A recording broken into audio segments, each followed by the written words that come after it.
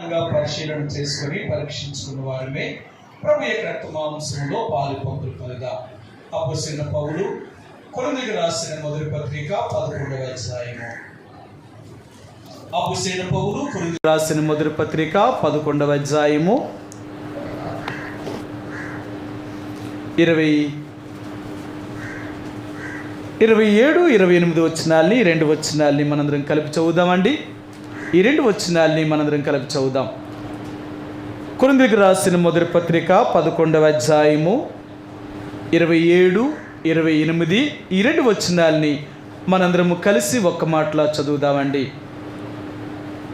కాబట్టి ఎవడు అయోగ్యముగా ప్రభు యొక్క రొట్టెను తినినో లేక ఆయన పాత్రలోనిది త్రాగునో వాడు ప్రభు యొక్క శరీరమును గూర్చియు రక్తమును గూర్చియు అపరాధియగును. కాబట్టి ప్రతి మనుషుడు తన్ను తాను పరీక్షించుకొనవలెను. అలాగు చేసి ఆ రొట్టెను తిని ఆ పాత్రలోనిది త్రాగవలెను. మరొక భాగాన్ని చదువుదాం. మత్తయి సువార్త 24వ అధ్యాయము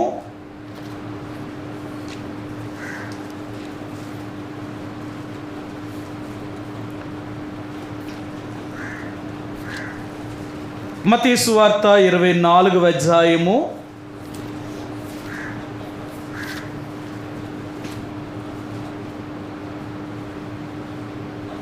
33వ వచనాన్ని మనందరం కలిపి చదువుదామండి. 33వ వచనాన్ని మనందరము కలిసి ఒక్క మాటలా చదువుదాం. ఆ ప్రకారమే మీరు ఈ సంగతులన్నీ జరుగుట చూచినప్పుడు ఆయన సమీపముననే ద్వారము దగ్గరే ఉన్నాడని తెలుసుకొనుడి. మరొక మాట చదువుదామండి. 12వ వచనాన్ని కూడా చదువుదాం. 24వ అధ్యాయము మత్తయి సువార్త 12వ వచనాన్ని చదువుదాం. అక్రమము విస్తరించుట చేత అనేకుల ప్రేమ చల్లారును. ప్రభు చదవబడిన లేఖన భాగాన్ని దేవుడు దీవించునుగాక. ప్రభు యొక్క రక్త మాంసంలో పాలు పంపులు పొందే ముందుగా ప్రతి ఆదివారము ప్రభు యొక్క బల్ల దగ్గరికి వచ్చినప్పుడు మనంగా పరిశీలన చేసుకొని పరీక్షించుకున్న వారమే యోగ్యమైన రీతిగా ప్రభు యొక్క రక్త మాంసములో పాలు పంపులు పొందడం కొరకే మనం ప్రభు యొక్క బల చుట్టూ చేరి వస్తున్నాం. ప్రభు యొక్క బల దగ్గరికి మనం చేరి వచ్చినప్పుడల్లా మనం పరిశీలన చేసుకోవలసిన వారుగా ఉంటున్నాం. ఎందుకంటే మన దేవుడు దహించు అగ్ని కాబట్టి ఆ అగ్ని దగ్గరికి వెళ్ళేటప్పుడు లేక దేవుడు సన్నిధికి సమీపించినప్పుడు ఆ రొట్టెను ఆ రసాన్ని లేక ఆయన రక్త మాంసములకు సాదృశ్యంగా వాటిలో మనం పాలు పంపులు పొందే ముందుగా ఒక్కసారి మనంగా పరిశీలన చేసుకోవలసిన వారుగా ఉంటున్నాం. ఏమని పరిశీలన, ఏంటి పరీక్ష అనేది మనం ఎన్నోసార్లు ప్రతి ఆదివారము బల్ల దగ్గరకు వచ్చినప్పుడల్లా మనం పరిశీలన చేసుకుంటున్నాం. ఈ పరిశీలన చేసుకునేటప్పుడు ఎవరిని ఎదట మనిషిని చూడకు. మొట్టమొదటిగా నువ్వు ఎలాగూ దేవునికి తగినట్లుగా ఉన్నావా లేదా అనేది నేను పరిశీలన చేసుకోవలసిన వారు ఉంటున్నాం. ఏ విషయాల్లో మనం పరిశీలన చేసుకోవాలి అనే విషయాల్ని మనం ఎన్నోసార్లు జ్ఞాపకం చేసుకుంటూ ఉంటున్నాం. ఏంటి పరిశీలన అంటే, మనం ఈ లోకంలో జీవిస్తున్న ఈ జీవితంలో అంటే ఈ మానవ శరీరంలో ఉన్నంత కాలము దేవునికి ఇష్టమైన జీవితాన్ని జీవించగలుగుతున్నామా లేక దేవునికి బాధకరమైన జీవితాన్ని జీవించగలుగుతున్నామా?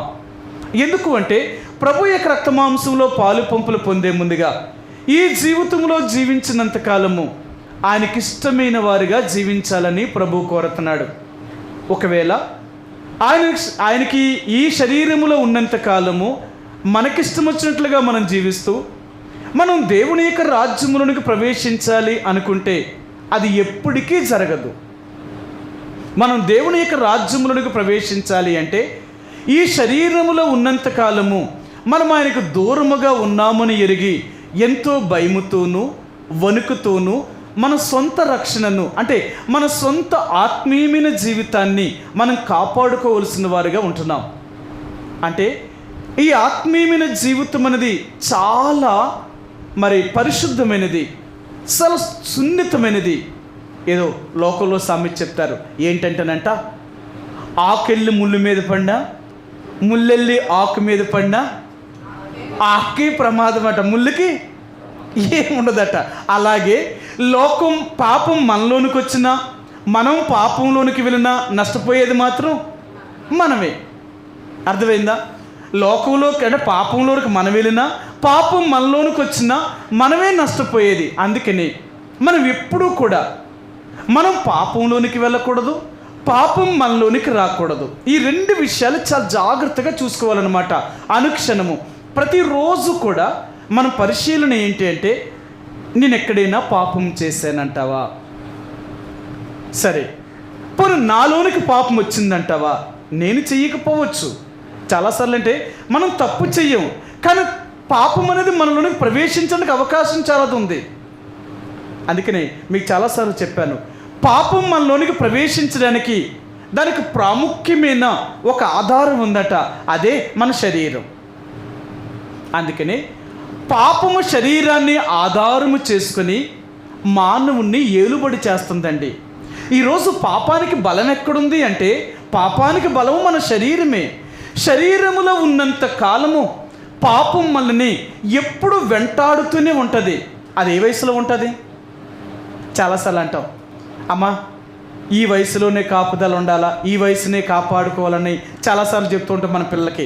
యవ్వన కాలంలో ఎక్కువగా అంటే యవ్వన కాలంలోనే వారు శోధనలు పరీక్షలు ఎక్కువ వస్తాయి కాబట్టి ఈ యవ్వన కాలంలో జాగ్రత్తగా కాపాడుకోగలిగితే ఇంకా వాళ్ళు జయించేసినట్టే అంటాం. శోధన ఎప్పుడు వస్తుందట? చచ్చే అంతకాలం. ఈ రోజుల్లో ముసలోళ్ళకు కూడా శోధనే. అర్థమైందా? శోధన లేకుండా ఏ మనిషి భూమి మీద లేడు. ఎందుకు లేడు అంటే, శరీరముతున్న ప్రతి మనిషిని కూడా సాతాను శోధిస్తూనే ఉన్నాడు. ఏ రకంగా శోధించగలుగుతున్నాడు? వాడు ఏ రకంగా మనిషిని పడగొట్టగలడు అంటే, శరీరానికి ఏం అవసరమో ఆ అవసరాలని మన ముందు పెట్టి వాటి ద్వారా మనల్ని పాపము చేయించేవాడుగా ఉంటాడు. అందుకనే ప్రతిరోజు కూడా మనం ఎక్కడ కూడా నేను ఎక్కడైనా తప్పు చేశానంటావా, శరీరము దానికి ఆస్పాదమయ్యిందంటావా, లేక శరీరాన్ని ఆధారము చేసుకొని పాపము నాలోనికి కానీ ప్రవేశించిందా? ఈ రెండిటిని మనం జాగ్రత్తగా చూసుకోవాలి. ఒకవేళ ఎవరైతే ఇలాగ జాగ్రత్త కలిగి లేరో చాలా ప్రమాదం అన్నమాట. చూడండి, చాలాసార్లు చెప్తాను, మన ఇంట్లో మన ఇంటికి చాలా కట్టుదిట్టమైన భద్రతను పెడుతూ ఉంటాం. కారణం ఏంటి అంటే, ఎందుకు మన ఇంట్లో మనం లేనప్పుడు కానీ మనం ఉన్నప్పుడు కానీ మనకు తెలియకుండానే కొన్ని ప్రమాదకరమైన మన ఇంట్లోకి ప్రవేశిస్తాయి. అవి ఎప్పుడు దాకా కనబడవో తెలుసా? చాలా రోజుల వరకు కూడా, అంటే అది ఉన్నట్టే మనకు తెలియదు. అవునా? నేను ఒకసారి ఒక ఇల్లు అమ్మేశారన్నమాట. ఆ ఇల్లు ఎందుకు అమ్మేశారు అంటేనంట, వీళ్ళకి తెలియకుండానే వీళ్ళింట్లోనే ఒక పాము ఆ ఇంట్లో ఉందన్నమాట. అది ఎప్పుడు దూరిందో వీళ్ళకి తెలియదు.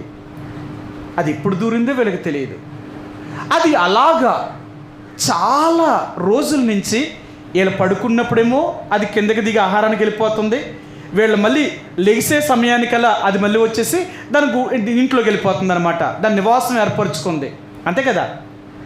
ఎందుకంటే పాము యొక్క జాడ ఎవరికి తెలియదట. భూమి మీద 4 జాడలు చెప్తారు.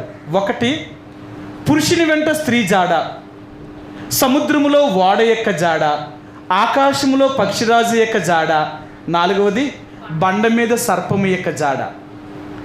ఇవి 4 కూడా అసలు ఇంకెవ్వరికీ తెలియవన్నమాట. అంటే మన ఇంటిలోనికి ఏదైనా విషపురుగు సర్పము ప్రవేశించింది అంటే అది ఎప్పుడు వచ్చిందో ఎలాగొచ్చిందో కూడా తెలియదన్నమాట.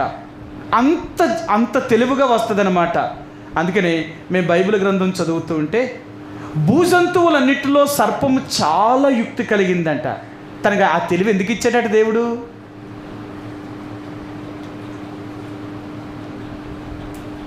దాని తెలివిని భూజంతువులన్నిటిలో పాము చాలా యుక్తి కలిగిందట. ఎందుకు ఇచ్చాడంటావు?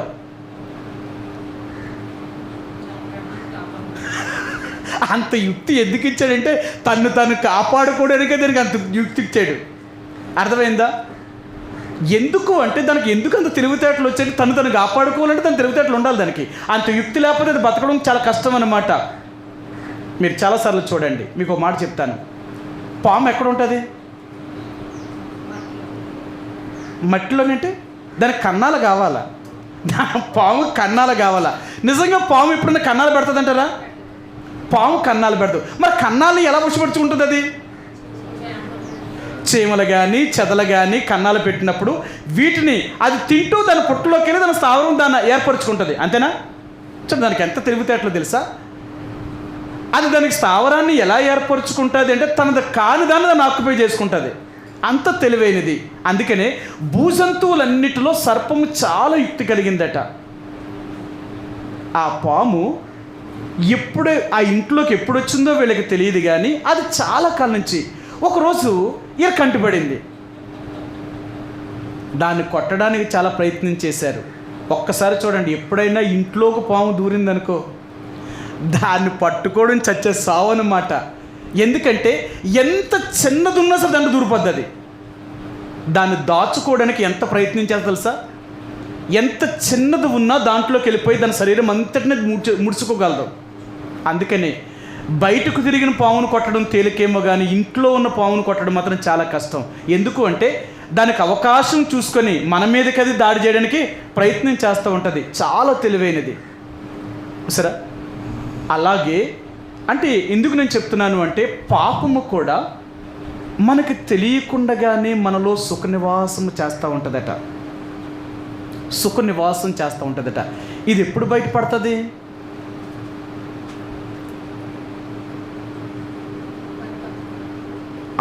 పాపము ఎప్పుడు మనలో నుంచి బయటపడుతుందట తెలుసా?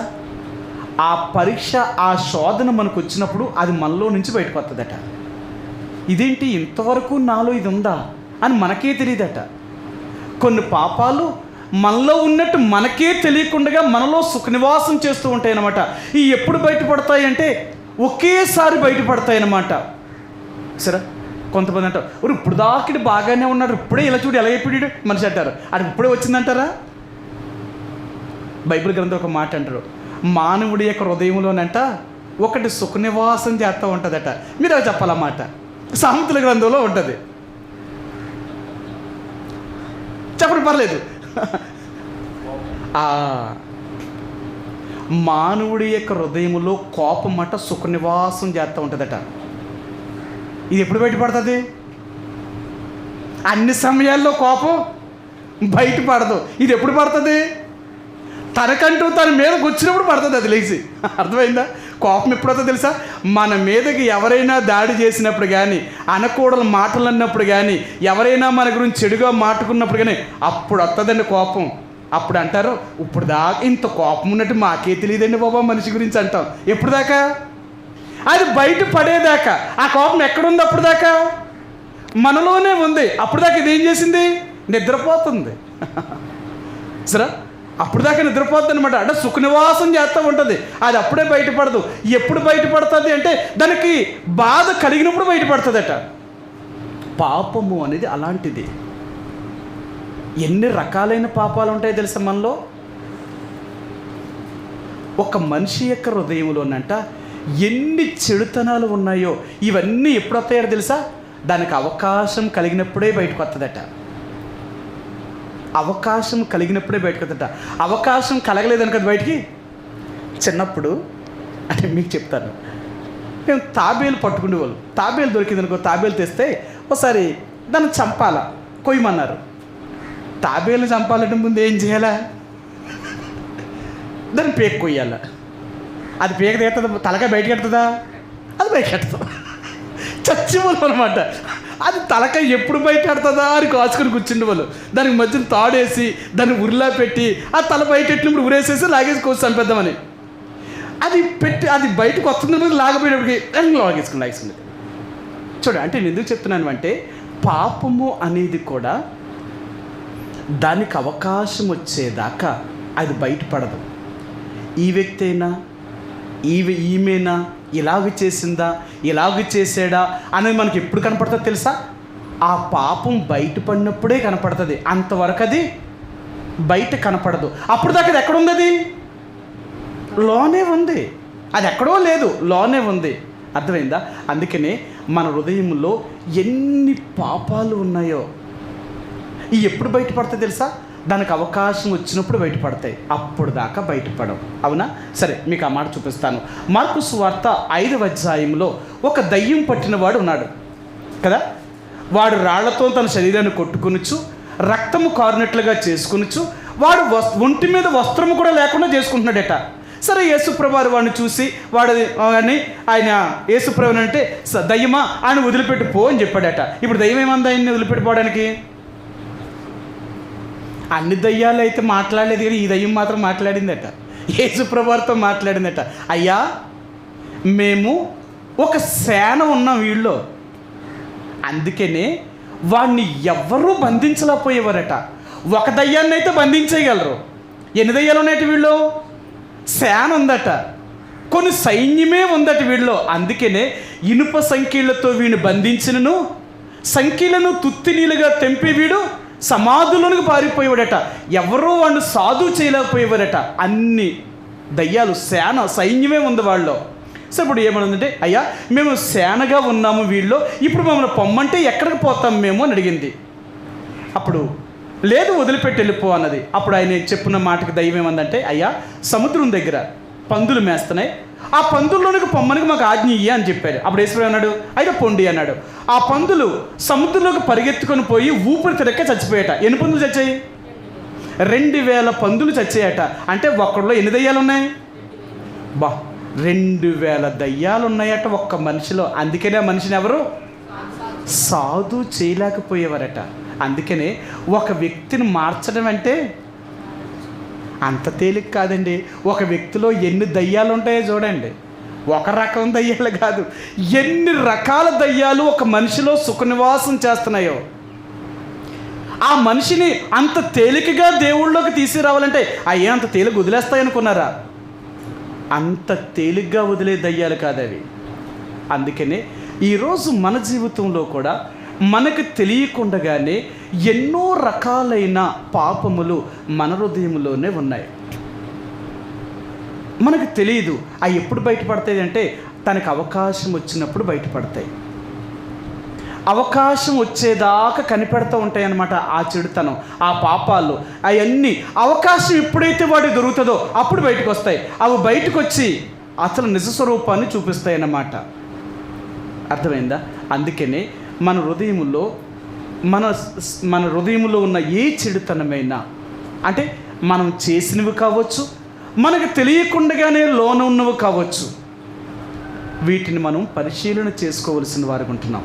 ప్రభువా, నేను మానవుణ్ణి, నాలో పాపము లేదని నేను చెప్పలేను, ఎన్నో బలహీనతలు కలిగి ఉన్నవాడిని, నాకు తెలిసిన పాపములే కాదు నాకు తెలియని పాపములు కూడా ఎన్నో నాలో సుఖనివాసం చేస్తూ ఉన్నాయి. ప్రభువా, ఈ పాపముల నుండి నన్ను విడుదల చెయ్యి అని ప్రభువుని అడగాలట. సరే, నాకు తెలిసిన పాపాలే కాదు, నాకు తెలియని పాపాలు కూడా, నాకు తెలియకుండానే నాలో సుఖనివాసం చేసే తప్పు పాపాలు ఎన్నో ఉన్నాయి. ఎందుకంటే అవి నాకు పాపంగా కనిపించకపోవచ్చు, కానీ నాలోనే ఉన్నాయి. ఎందుకు అంటే ఈ శరీరమే వాటి నిలయం, శరీరమే దానికి ఆధారం. అందుకనే ఈ శరీరముతో ఉన్నంతకాలము ఈ పాపములన్నీ నన్ను వెంటాడుతున్నాయి. ప్రభువా, ఈ పాపముల నుండి నన్ను దూరము చేయి తండ్రి అని మనం ప్రభువుని అడుగుతున్నప్పుడల్లా మన హృదయములో ఉన్న పాపముల్ని దేవుడే ఒకదాన్ని మనలో నుంచి క్రమక్రమంగా తీసివేస్తూ ఉంటాడన్నమాట. ఇది ఒక్కసారి జరిగేది కాదు. ఒక్కసారే కానీ జరిగిందనుకో మనం ఏమైపోతాం తెలుసా? ఒక్కసారే కానీ మనం పరిశుద్ధులం అయిపోవడానికి ప్రయత్నం చేసామనుకో చచ్చిపోతాం, అంటే బతకం మనం. నేను మొన్న షాప్ దగ్గరికి వెళ్ళానన్నమాట. వెళ్తే నాకు పరిచయమైన వ్యక్తి, ఆ షాపు ఓనర్ అయినా చాలా సన్నంగా అయిపోయాడు. నేనన్నాను, ఏంటండి ఇంతలాగా అయిపోయారు, ఏం బాగోలేదా ఏంటి ఇలాగ అయిపోయారు, మొన్నటిదాకా బాగానే ఉన్నారు కదా అంటే అప్పుడు అన్నాడు, అవును సార్ అన్నాడు. ఏంటి బాగోలేదని అడిగాను.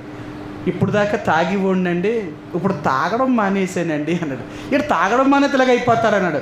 తాగి ఒక్కసారి మానే ఇలాగ అయిపోతారటండి అని చెప్పాడు. తాగి ఒక్కసారి మానేస్తే ఇలాగ అయిపోతారండి, తాగడం కూడా ఎలా మానాడు తెలుసా, రోజు రోజుకి తగ్గించుకుంటూ రావాలట. నేనేం చేశానంటే ఒక్కసారి మానేద్దామని మానేశాను. మానేయడంతో నా శరీరం బలహీనం అయిపోయింది. నా శరీరం బలహీనం అయిపోవడంతో సరిగా తిండి తినలేకపోతున్నాను, సరిగా నిద్ర పడతా లేదు, సరిగా ఉండలేకపోతున్నాను సార్. ఈ 15 రోజుల నుంచి నాకు సరిగ్గా తిండి లేదండి, నిద్ర లేదండి బాబు, పోరాటం ఎక్కువైపోతుంది నాలో, ఇదండి నా బలహీనత అంతానన్నాడు. అంటే నేను అన్నాను, అంటే తాగడం మానేస్తేనే ఇలాగ అయిపోతారంటే, డాక్టర్ గారు అన్నారు ఒక్కసారి మానేయకూడదు బాబు, కొద్దిగా తగ్గించుకుంటూ మానాలి, కానీ ఒకేసారి మానేస్తే ఇలాగే ఉంటుంది మరి అని చెప్పాడట.